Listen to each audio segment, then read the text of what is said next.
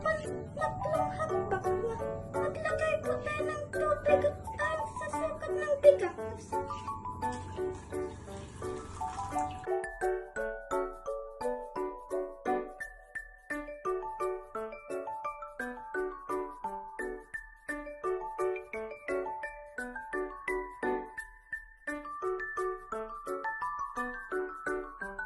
Pang-apat na hakbang na isalang po natin ang bigas sa rice cooker. Hintayin po natin maluto po.